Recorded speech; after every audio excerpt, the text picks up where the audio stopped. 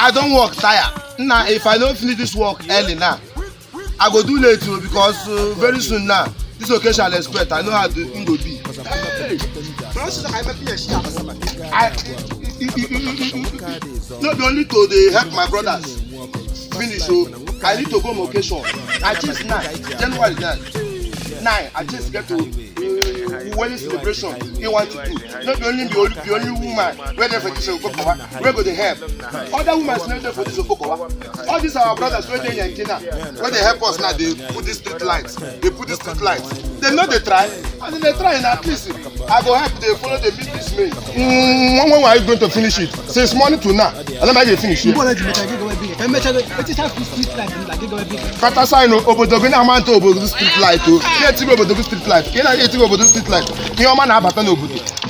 Eti go obodo street light. But now, I me help na Mrs. Smith. Omo adoni Mrs. Oyan kata sign no on my aka.